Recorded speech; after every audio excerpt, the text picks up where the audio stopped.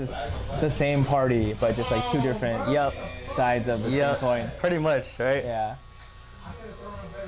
And they just use one another to be like, oh, like if you don't vote for us, then X and Y is gonna like, you know, they're not gonna like keep these laws in place. Yeah. But it's like the Democratic Party kind of is like, it pretty much is like, it's not really like the Progressive Party, really. Yeah. It's really like the moderate party. Yeah. Yeah. It's just there to like keep the progressive movement in check. Yep. Exactly. Like, you know, make our living conditions better.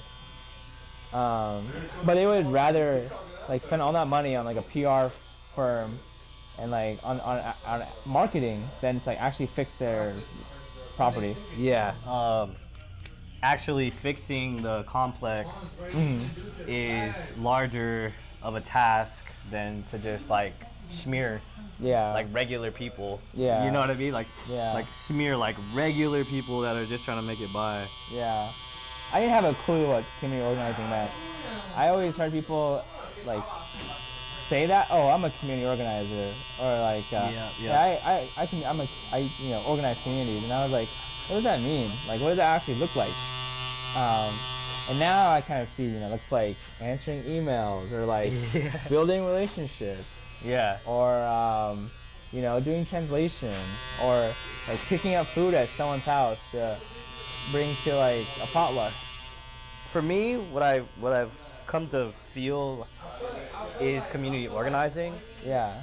Is when you spend enough time with people that are impacted by issues. Yeah. They will reveal themselves. Yeah.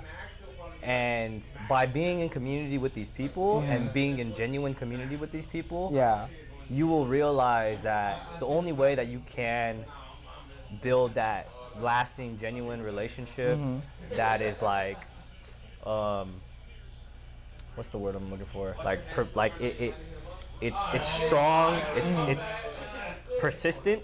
Yeah. Is by helping support them and helping like amplify those issues and bringing people together around those issues and wanting to take action against those issues. So those, like the action, the organizing and everything happens, I think, organically after you spend enough time actually learning and getting to understand what a community is going through.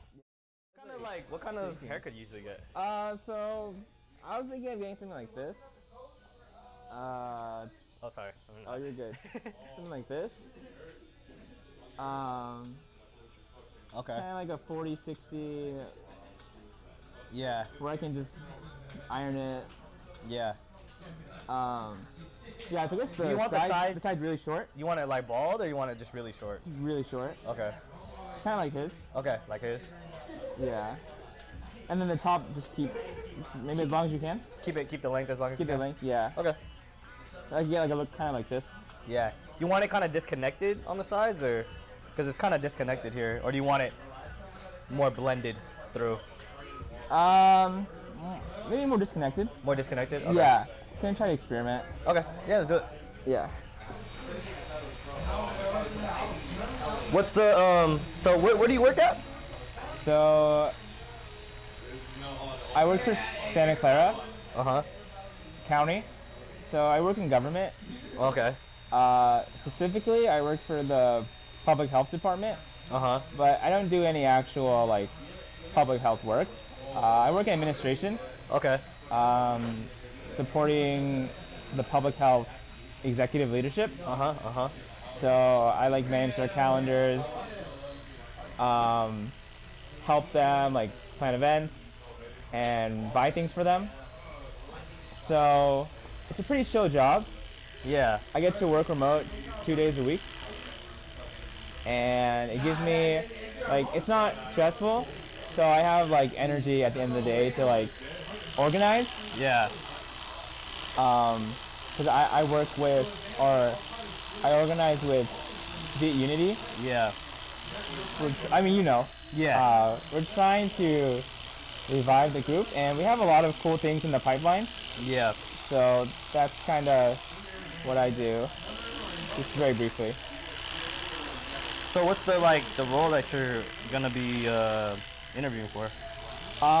It's for executive assistant. Okay. Because right now I'm just filling the role because my coworker, she left like a few months ago.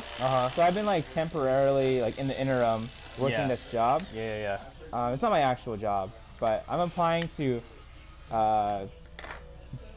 get that actual job. Yeah. Tomorrow's the first round. Okay, so you feel like with that, like, you're already doing the job, so you kind of know how it's gonna be, even with all the other stuff that you got going on. Yeah. I just can't say that to them because I have to. Yeah. Like in government, you like it's like all like merit system. Yeah. So you have to just pretend like you don't know them and they don't know you. Yeah. And just explain like exactly what you do so that they get an idea. Also, Yeah. I appreciate that you're like telling me what you're doing when you're cutting my hair. Because my previous barber did not do that. Oh really? Yeah. Oh, okay. Oh, he's like I think twice as old as you are. Yeah. Or twice as old as we are. So. Yeah. He was just like, yeah, I'm just doing it. Yeah. No, definitely. I'm very communicative when I cut hair. I don't like to. I like to communicate and like. Yeah. It's a process like what we do together, you know. Yeah. That's why I like to make my appointments like longer than most barbers do. Because I'm not necessarily trying to get you out of the chair. Yeah. Like I want you to feel good about what's going on. Thanks. Feel good about the plan and everything. This is a nice chair. It's very comfortable. Man, you don't even know like the wild like the amount of bad chairs that I've had in my entire like career of like cutting hair is wild. Wow. So I'm actually like so like happy to have this chair. What's the worst, like a stool? Yeah, for sure. Yeah. I mean, you know, like cutting hair at people's houses. Oh yeah. Like house calls and stuff. Yeah. I've had like, you know, plastic, you know, like no back support. No, but yeah, terrible, Yeah. like fixed, you know, like Yeah. it just that's what it is. That's it right there. That's what you're working with. And Yeah. the worst part is the lighting. Oh yes. Yeah, lighting when you're cutting at other people's cutting like house calls is like the worst. Like you definitely want to make sure that you Bring your own loud lighting. Yeah. So I try to bring like a headlamp because you just never know what you're working with. Yeah. And people aren't gonna like, you know, and it's not their fault. Like people aren't gonna understand because they don't cut hair, so they don't understand like, oh, like it's really hard when you don't have any like lighting. Yeah, this is definitely the best lighting I've experienced. In a barbershop? Yeah. Well, I'm glad you like it. So what's up with VietUnity? Like, what do you think? Like, what's like what's the evolution? You know, where are y'all at right now? And then like, well, first of all, let's talk about what do you know about VietUnity and how it like started? Yeah. And like, how do you sort of like, how did it come to be? Yeah. And like, my bad. Oh, you're good. You're You're good. How did it come to be? And like, you know, and then talk about where it is right now. Yeah, I'll start off with how it started. We're actually coming up on 20 years of VietUnity.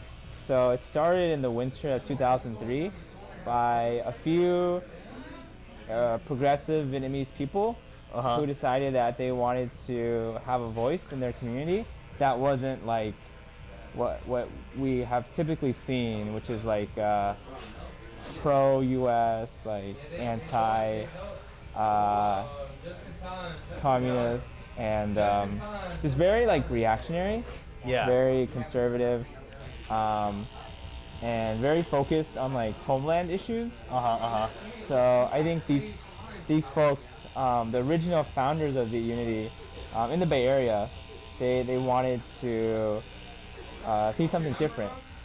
So they organized, and immediately they found that there were other people out there, other young Vietnamese, or even not even young, but like there were other like leftist Vietnamese who wanted like a political home, and who wanted like a space where they could discuss these issues without fear of being like red-baited or like singled out or ostracized. Yeah.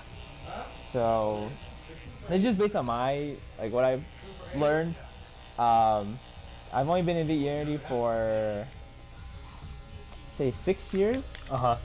But half of those years I was like inactive. Yeah. When VU was inactive. So Unity's gone through many different evolutions. So right now, what VietUnity wants to do again is kind of like what was originally founded on, was being like a group of people who care really deeply about self-determination, politics, and like issues in the Vietnamese community. Yeah. And to be able to talk about it in a progressive way. So inherently, it's a very political group. But we do like to have fun too. And I think there's also like so much about like Vietnamese culture that VietUnity tries to embody, like collectivist values, and there's a lot of interest in being able to understand like Vietnamese, speak the language. That's just a really important part of a lot of people in VietUnity, because I think that people really care about their identity, and I think that's also a part of why they want to come and join this space. And in the past, VietUnity's done like youth programs, organizing like trainings. VietUnity's also done deportation defense. Yeah. And actually, APSC has been telling VU like, hey, like, there's a lot of people in like San Jose or in the South Bay that like need like deportation support, or like but APSC doesn't have the capacity to handle all like to help all those people. Yeah. So APSC has actually been saying, hey VU, like we need you guys to like pick it up again. Yeah. And help us out, because there's still a lot of people out there. So that's kind of like a snapshot of what VU came out of. And I think VU has kind of adapted. Like 10 years ago, VU was helping with the Asian for Black Lives letter and supporting like the movement for Black Lives. In the wake of like the murders of Michael Brown, Sterling Brown, and others. So right now, VietUnity, we're doing like some things on media misinformation. There's a lot of like fake news that a lot of our elders read and believe, and it's created a lot of like dissonance between like the younger and the older generation. Yeah. So that's one of the projects. I just had a call today about that workshop that we're having. So it's like like a misinformation workshop. Like how do you like spot like a deep fake? How do you tell like this is like something the algorithm chose for you or something that you chose? Yeah. That kind of stuff. Just so that people have like media literacy and they know how to like break down information and check for sources. We're also just in the process of like having regular meetings again, and getting to like know each other, and be more connected to the Acre network. I think we're going to be starting a transformative justice like meeting series with Mia Mingus. Yeah. And going to accountability pods. And I think we also want to have a retreat, like after the Acre. Like VU wants to have their own like a retreat themselves. Yeah. How many people are currently in VU right now? We had about 20 people come to our last meeting. Oh, that's awesome. Yeah. And we had like a visioning session where people wrote on Post-its like or sticky notes like what they want to see and like what they're interested in. Yeah. And actually, I was tasked with organizing those like ideas into like different topics. Yeah. Haven't done that yet, but it's wonderful. There's a lot of people who like really need a space like VU. Yeah. But they just don't know that we exist yet. Yeah. So part of the work now is putting ourselves out there and being a group of people that the community can turn to for like support or guidance, or not guidance, but for support and for progressive issues. Yeah, progressive issues. Yeah. Like a place that like facilitates and curates that conversation. Yeah. Like builds out from that, right? From those conversations too. Yeah.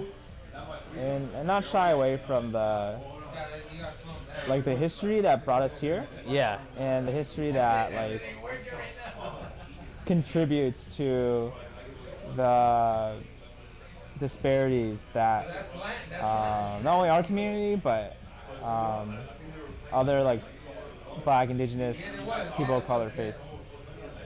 So what's the, like, where are y'all at? What's the sort of, because I know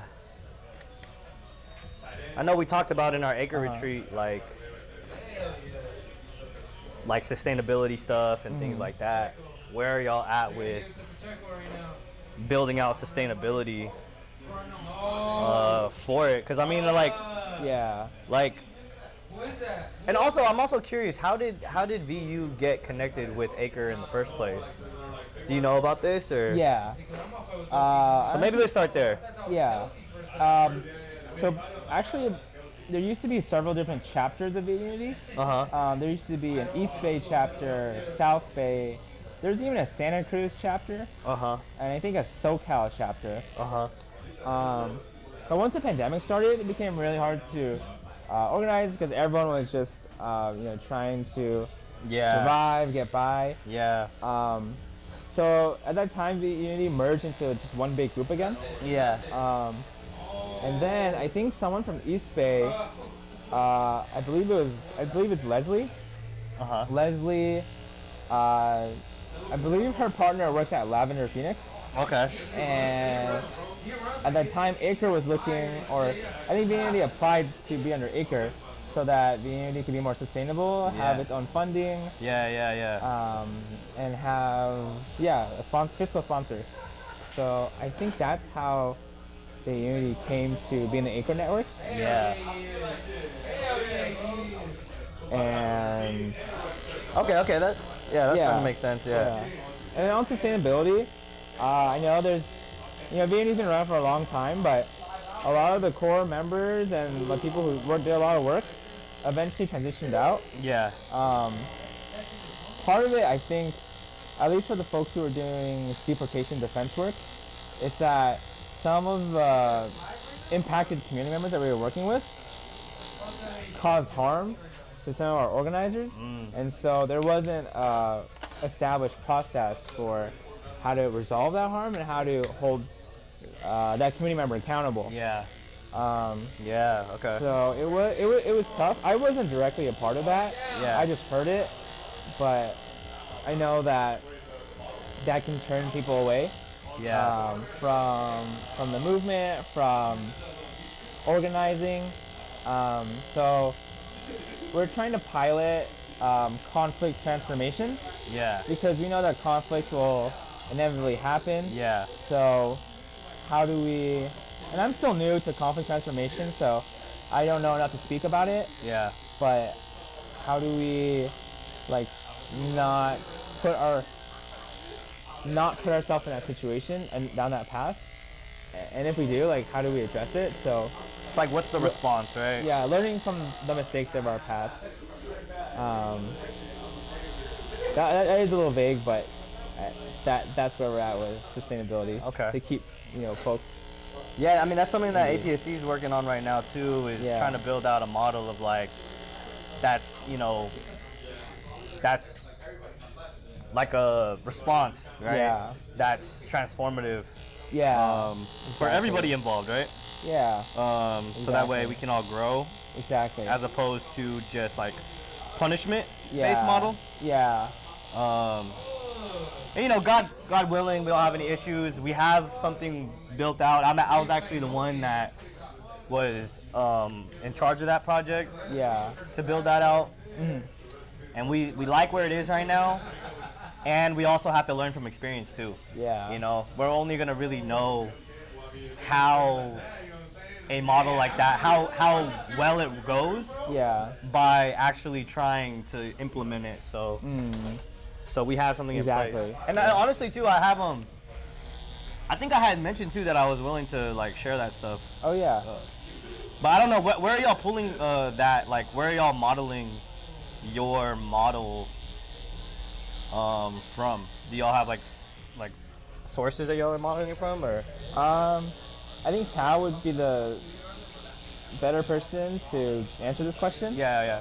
Because personally, like myself, I'm still learning how to just like say how I feel sometimes. Right. Because sometimes I would just like hold in what I really feel. Right. To avoid that conflict. Right.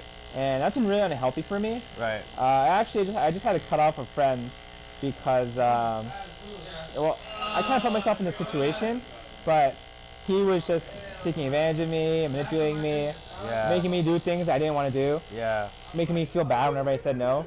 Oh, I'm sorry to hear that. Yeah. So it feels really good to like just say, hey, I can't continue this friendship because of like your behaviors and how you made me feel. Yeah.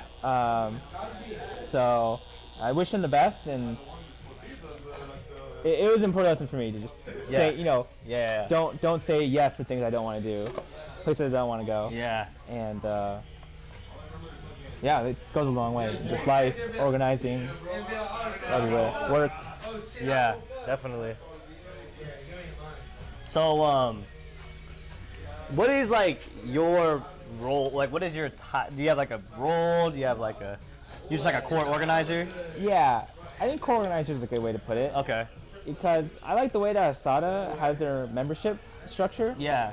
There's like core members, and then there's core organizers who have like decision-making power. Yeah. And who do a lot of the work, and then there's core members who also have decision-making power, but they don't do that much. They do like or they don't do as much work as the core organizers. Yeah. And then there's friends of Asata who are like on the email listserv and are like can be like mobilized at like a moment's notice if you know they need people to turn out, or if they need to like boost something, then they have that network.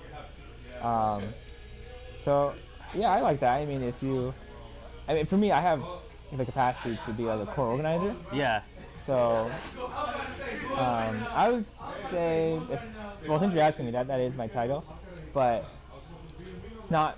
I haven't brought this up yet to the group. Yeah. So technically, I'm not, but I just you organize. feel like capacity-wise, yeah. You're. If we were to kind of name it in one way, it would be that way. Yeah. Yeah. That's awesome. And then Tao would be like the same too. Yeah. I say Tao does more work, but yes, she's probably like they're probably like the I don't know. If there was like face, an ED or something. If there was an ED, yeah, Tao would be the ED. Yeah. Yeah. But Tao's like work ethic inspires me a lot. Yeah. So keeps me accountable when I'm like got some tasks to do, but I haven't done it yet. Yeah, I feel that. Yeah. I have people same that like they kind of seeing their progress that they make in their projects, etc. Like makes me feel like okay, I need to continue to stay on top of my stuff too. Yeah. I would say that's like our directors, seeing how quickly they work and stuff. Yeah. Can I ask you some questions? Yeah, sure. Wait, who are your directors right now? Yeah, the two directors. We have two co-directors. Nate and Nia. Yeah. Oh. Yeah. Nia is directly impacted, right? Yep. Okay. I remember their name. I remember Nia's name. Yeah. Nia Norn. Yes. Wait, NY, right? Yep. Yeah. Okay. Cool. Yeah. Nice how you have someone who like walked the walk, you know? Yep. Yep. And was like in ICE detention. Yeah. Was fought her case. Yeah. To be released. Yeah. Yeah, definitely. Remember her name. Knows her stuff. Like. Yeah. So we are. Yeah, we're in a really good place with like leadership and. Yeah. And then our other director, who was like maybe, I would say probably, I mean, they're still a director. Yeah. However, like, they're not at the level of like ED. Yeah. Is Anoop. So Anoop's. Oh. Yeah. Yeah, the attorney. Yep. Anoop's been like doing this work for so long and fought Nia's case and fought like so many other cases like it. And still represents. I know. Yeah, like people to this day. Yeah. And so to have Anoop on the team is like super awesome. We're like hella lucky too. Yeah. And then after that, it's me and Mac MacArthur. Yeah. Hong. You know Mac? No, I know MacArthur. Okay. The station. Yeah, and then Mac is the program manager for reentry. Like so the reentry stuff that we do. Oh, nice. And then I'm the program manager on the advocacy side, but I do like a lot of stuff. Honestly, it's kind of hard to be like, oh, like I'm just like advocacy. Yeah. Because I run the Roots program, Right. which is our ethnic studies program in San Quinn, and then I run. Right now, I'm the lead for general meetings, which is kind of like, it's what you would imagine is like a SADA. Yeah. You know, even like yourselves. Yeah, so it's we're trying to curate a space like that, but it's not necessarily staff, right? Yeah. Oh, I see. Yeah. Yeah. I mean, staff are involved, obviously, but Yeah, like friends of APSC. yeah, friends of APSC, exactly. Like, You know, to mobilize and yeah. Like, we'll have that care package event, like, the other week. Yep. And then the Governor Community event, like, this week, right? Yep, exactly, yep. And then, like, letter writing. And Yep, exactly. Political education. Yeah. So we're gonna do like a lobby day and like. Oh, in we're SAC? gonna do, yeah, in SAC, yeah. So we want to look for an opportunity to like mobilize them and stuff over there. So. Nice. Yeah, it's gonna be super awesome. Yeah. Yeah, a lot of Ro Khanna pulled through like 6 years ago. To try to like stop some deportations. I know the governor pardoned some people. Yeah. Yeah, it's important to like basically get in the good graces of like Congress people. Yeah, I know. At the same time, it's like ill, but it's like you know, it is what it is. Yeah. So. It's the system. I'm gonna just even it out just a little bit. For sure. I was at a training for my work.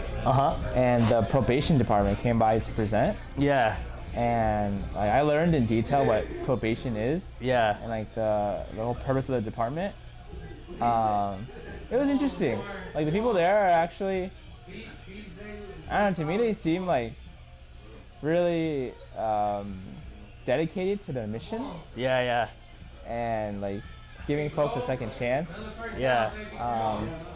Like the top probation officers were there, and they were telling us like their units and like the breakdown of like what they do and their staff.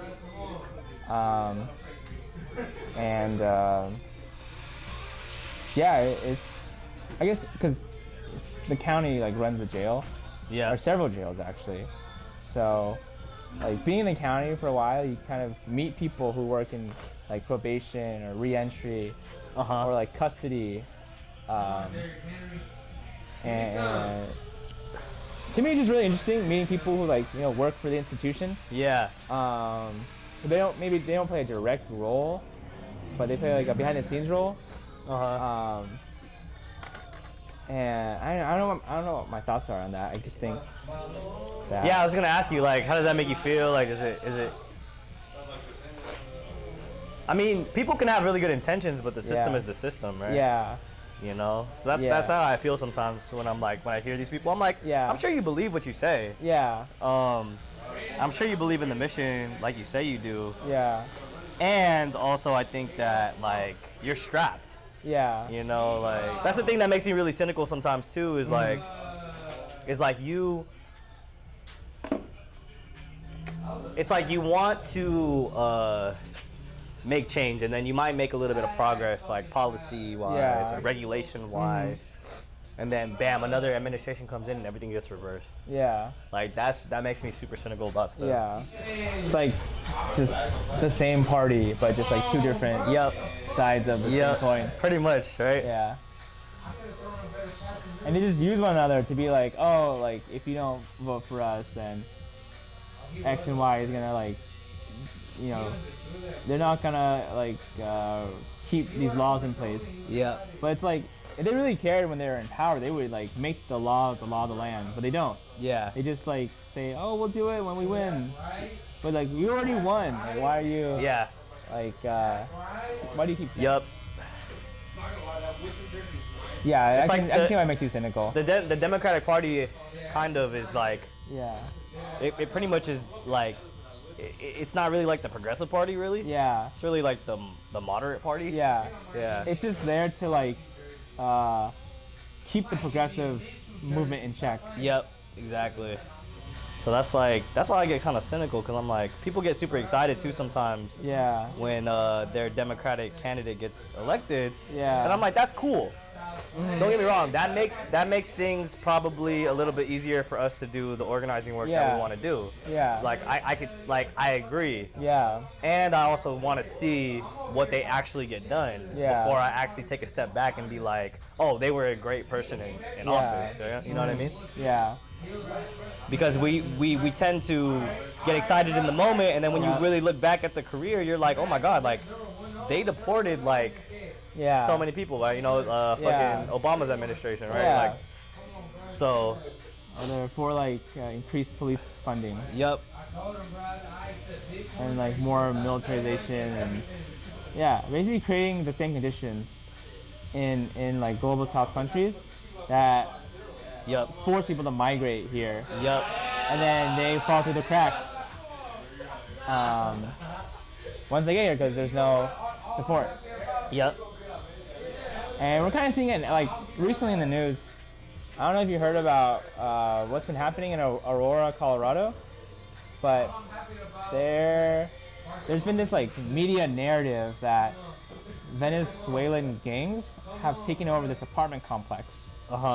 And when you look into it, one, there's no Venezuelan gangs, and second, it's this like carefully crafted like cancel culture PR stunt by a slumlord to cover up for the fact that like that apartment complex is unlivable.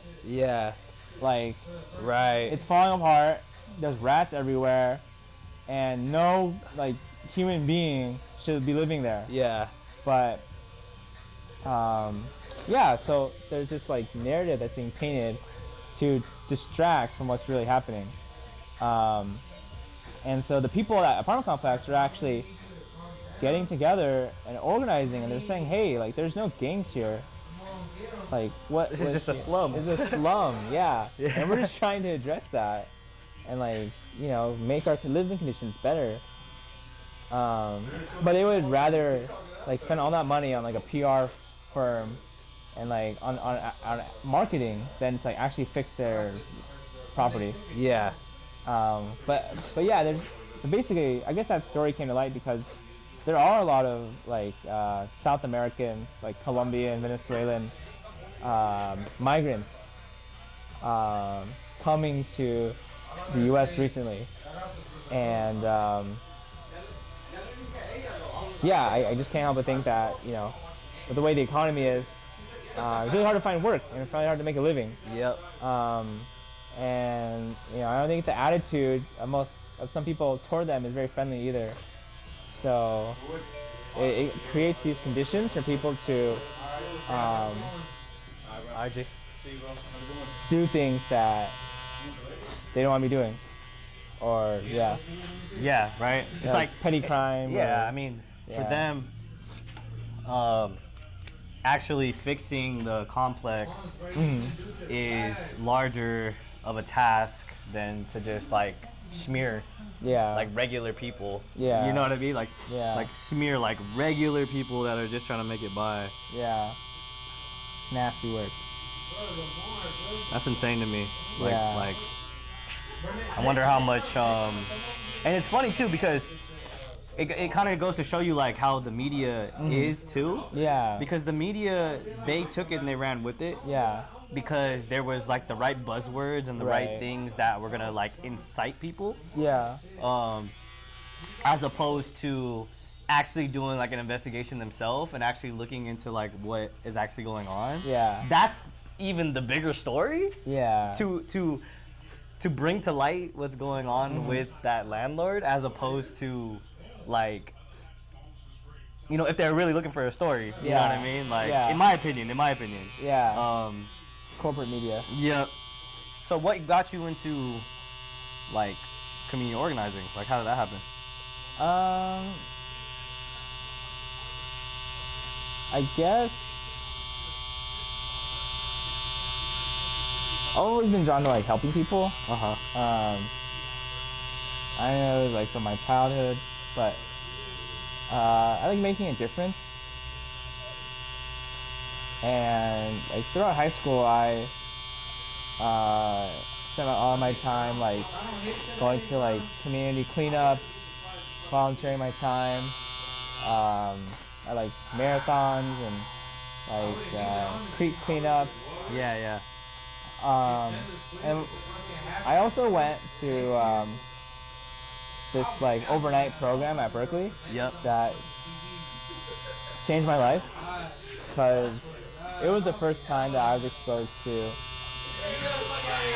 like issues that my community is facing, like LGBTQ issues, the school to prison pipeline, criminalization. How old were you when you did? Like, what grade were you in? I was like in 10th grade. 10th grade? Oh, that's awesome. I was 15, learning about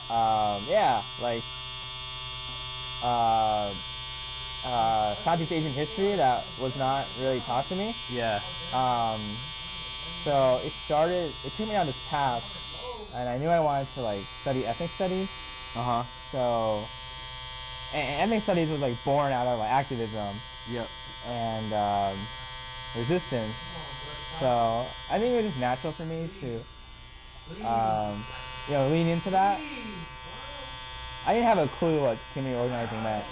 I always heard people like say that, oh, I'm a community organizer, or like, I organize communities, and I was like, what does that mean? Like, what does that actually look like? And now I kind of see, it looks like answering emails, or like building relationships. Yeah. Or, doing translation, or like picking up food at someone's house to bring to like a potluck. Yep. And I think it's just the act of like being in community with others and being so motivated by that you want to like take it a step further and like address things to make your community better. That your community's facing. Yeah. It's like for me, what I've come to feel is community organizing. Yeah. Is when you spend enough time with people that are impacted by issues. Yeah. They will reveal themselves. Yeah. And by being in community with these people and being in genuine community with these people, you will realize that the only way that you can build that lasting, genuine relationship that is like, what's the word I'm looking for? It's strong. It's persistent. Yeah. Is by helping support them and helping like amplify those issues and bringing people together around those issues and wanting to take action against those issues. So though, like the action, the organizing and everything happens, I think, organically after you spend enough time actually learning and getting to understand what a community is going through. Like no matter what it is that the community that you're working with. Right. And you can only really like build that political analysis by spending that time with them too. You know, like no matter what your studies show you, right, the actual like the researchers that are doing the research, it doesn't matter. It doesn't matter because it's happened to me so many times where I come into a space with a certain assumption about what they are going through, and then when you actually listen to their voices and listen to their stories, it actually uncovers either confirms those things or oftentimes it will actually show me something different. Totally different. And I'm like, oh shoot, like I'm glad I got to hear your story, and I'm glad I got to hear all your stories because now I can actually see it a little bit more clearly. So that's I mean, I don't know if you're vibing with that entirely. So no, I get that. I think at the end of the day, you just gotta care about people. You have to like give a shit because it's so easy to like become like apathetic and just be like, oh, that's like their problem. Or like, oh, this doesn't affect me. Exactly. Or like, you know, this doesn't affect me or my family. So it's really easy to go. I think especially in like suburban areas. Because your whole life is like around your family. Your house, your cars. Individualism, right? Individualism, yeah. And you know, I think you shouldn't let other people tell you who your enemy is, or as the kids say, your op.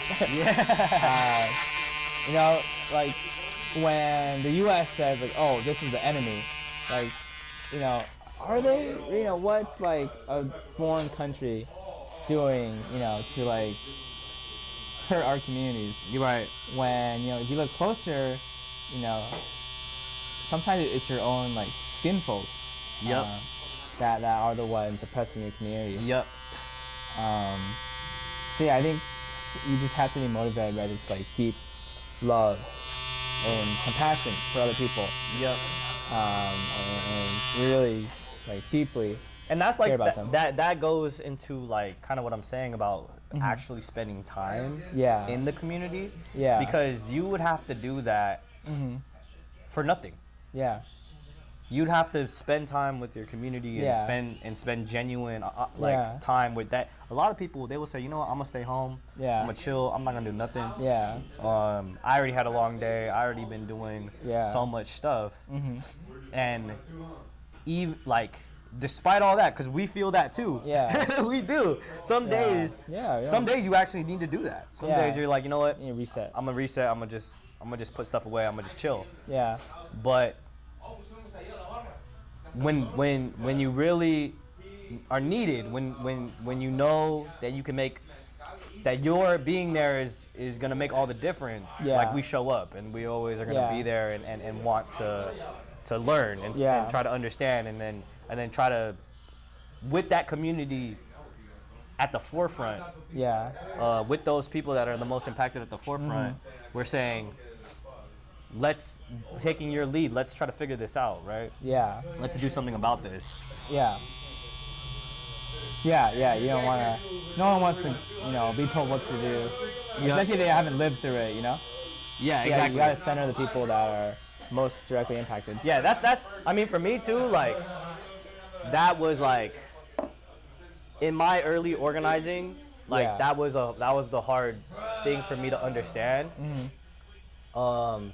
Because we were always taught like, oh, like you just get the work done, right? You put your head down, you get the work done. And we can't move well if the people that are the most impacted aren't there and aren't at the forefront of us helping figure out how to figure it out, because they're the ones that are like actually have that experience. Yeah. You might sometimes share some of those experiences. That's why you're in the work. Yeah. And that's why you can be informed, and you're informed about it to an extent. But I think, you know, for example, like in my work, you know, people that are formerly incarcerated and people that have been in ICE detention, those, I never experienced that, right? And I have to be able to defer to their expertise on it. Yeah. So in terms of like the communities that you work with, what are some of like the major issues that you all are kind of witnessing? Good question. Before that, are there any gray hairs on the back of my head? Let me see. I'm kind of curious. Like, I saw it some in the light. I don't know if I'm like seeing things or. No, you're seeing things. Okay. Yeah. Oh, actually, there's like one little white hair right here. All right. No, you're seeing things because there's so much light that it creates like highlights and stuff. Oh, okay. Yeah. I meant yesterday too. I was looking at my bathroom mirror and I was like, oh, that white. Anyway, so some issues. I think housing definitely. You know, that's.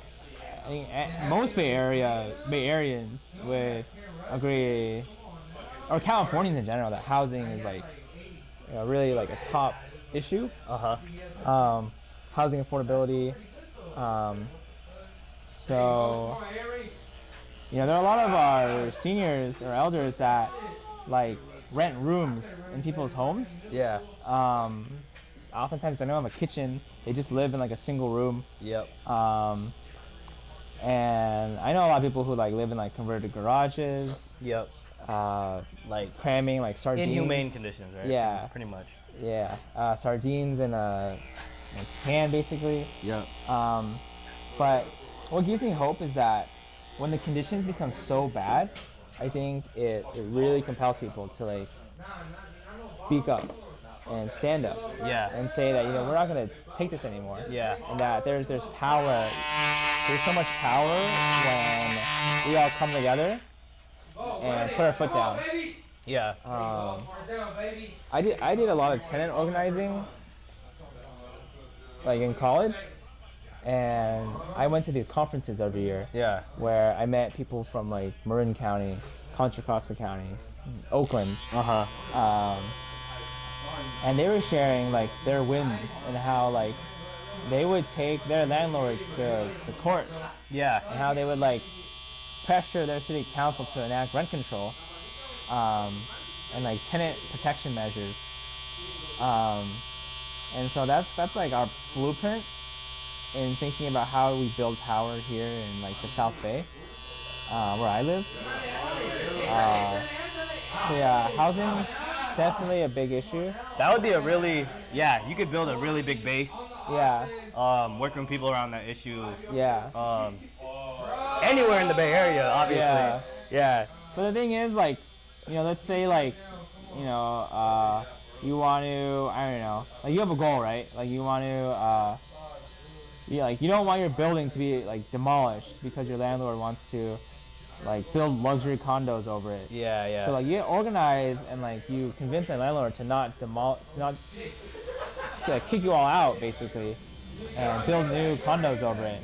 But the thing is, like, once you have that win and like you successfully protect your home, a lot of people become like they fade out. Yeah. Or like you lose touch with them because suddenly, like, oh, it's okay, they're just gonna go back to life now. Yeah. Like there's like, no. oh, we got our win. We got our win. The momentum, like, drops, right? And like the structure's Do you get the front lined up or? No. Okay, cool. Yeah. Do you want me to raise it this year to make it like real sharp? Oh or? shit! I've never had that before. Wow. Sure, let's do it. Yeah. Try something new. I used to see the same barber for like a year and a half before coming here today. Yeah. And then before I met you in the retreat, I told my barber, hey, I'm trying to like cut down the amount of times that I come here to get my hair cut. Yeah. So I was like, you know, I'll just come here for like special occasions. Yeah. For like birthdays and whatnot. And he was like, oh, okay, yeah. And I was trying to go like find some cheaper places. Yeah. But then I met you, and I was like, oh, that's perfect. I'll just, yeah. So I don't consider this barber cheating. Just barber diversifying. Damn, I don't think I ever gotten lined up before. Yeah? Yeah, it's cool. She was nice. Well, granted, like the first 20 years of my life, I got my haircut by my aunt. Yeah. On like a stool. Yep. I mean, she cut hair for a living, but like, she cut my hair for free. So it's kind of like you get what you pay for. Yeah, exactly. Yeah. So I would like sit on that chair for like an hour. My back would be like all stiff from like trying Super to hurting stand up. I wouldn't get shampoo. I wouldn't get like any like hair products or anything. Just haircut and then go home, take a shower. Does your barber like shampoo you and stuff? Yeah. Oh, that's awesome. Yeah. But I shampooed yesterday, so. Yeah. But yeah, it's cool. And then shampoo and like products and hairspray. But I mean, I'm going home after this, and like, I'm gonna sleep on this hair, so no need for that right now. Yeah, that's like a whole service. Yeah. That's why he charges $50. Yeah.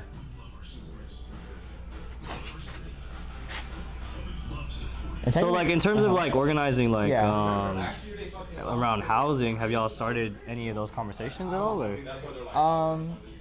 Yeah, I mean, Town I used to organize at this one complex, but so the thing is, a lot of the tenants at this complex, it's called Sunny Hills.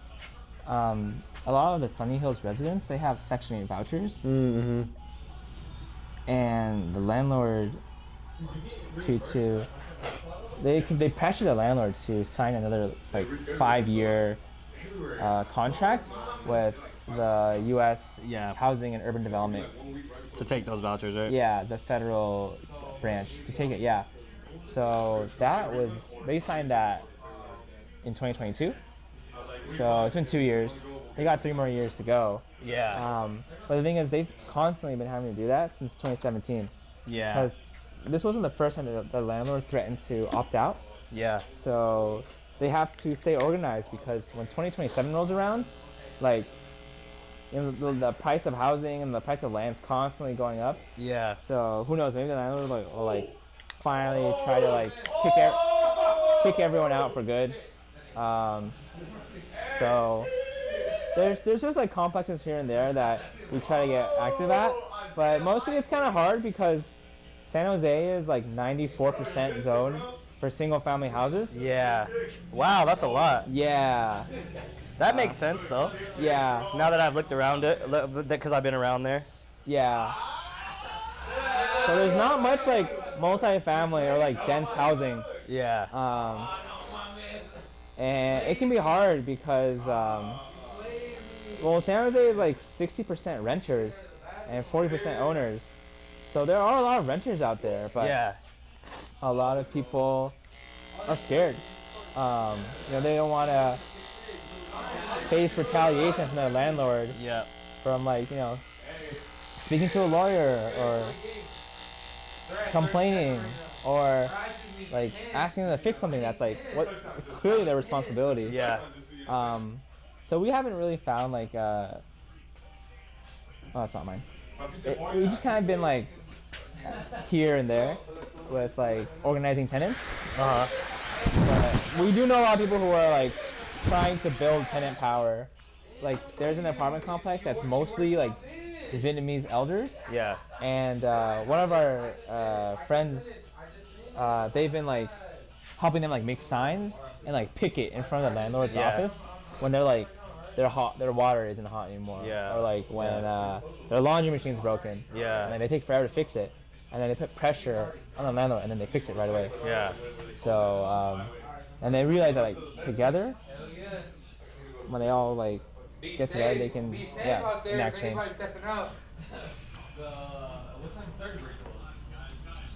Oh hell no! So I think it's ultimately it's just like not turning the other way and just like recognizing that you have a voice and that we are more powerful together. Yeah, definitely. Than apart. There was this one time I wanted to stop paying. I wanted to withhold rent. Yeah. I remember this it was like during college and stuff. Mm-hmm. I always remember that too because I'm like, I could have did something, you know? Like I Yeah. should have did something. Oh, rent you know? strike? Yeah, like rent strike. But you know, you live and you learn. Yeah. I definitely want to do something like. Well, okay. I hope for nothing to happen. But Yeah.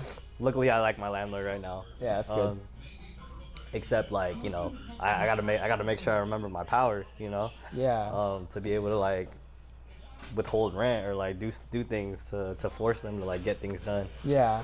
Because it was like one time, yeah, it was like our water wasn't fixed for like a week and a half or something. Yeah. And they're supposed to fix that right away. Not supposed to be okay with that. Yeah. Okay. What are you thinking?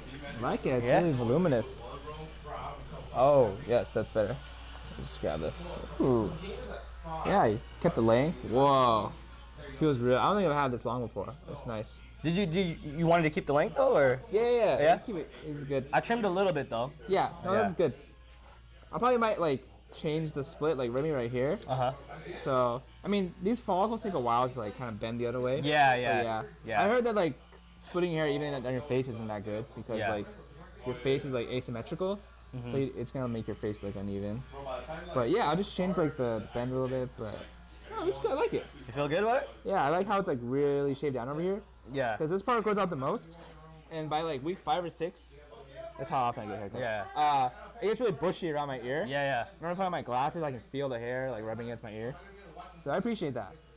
Because my barber kind of leaves it long. He leaves it longer? Yeah, I'm like, wow, it's really long. He's like, yeah. I try to like fix it, but this is good. The shape of it feels good too? Yeah, the lineup's really clean. Yeah. Holy cow. No more freaking like stray little hairs coming out. Wow. It's good. Thank you. Yeah, I wanted to have it be more disconnected, but I'm realizing that to create that more disconnected look, I'd probably have to go shorter because it's not as long as that guy that you showed. Yeah. So it's not as long. So I couldn't get it as disconnected as I. But I think if you keep growing it out, and you leave the length on top, then we can make it more disconnected, like an actual like undercut type style. Because you see how you can't really undercut it, right? Yeah. Yeah, because it's just like it's too short right here. Yeah. Yeah, I see. Yeah. It took me a while to get there. Yeah, but the undercut's starting right here though. So, yeah, I got it disconnected right there. Yeah. Oh, I kind of like it. Yeah, and then I got it disconnected right here too. Oh, thanks. Yeah. Ooh, it's cool. Feels good or what? Yeah, I'm just trying to look at the back. Oh, yeah. Wow. Wow. That's cool. Let's see. Oh, can you stop? I'm trying to get like my back. Oh, the back?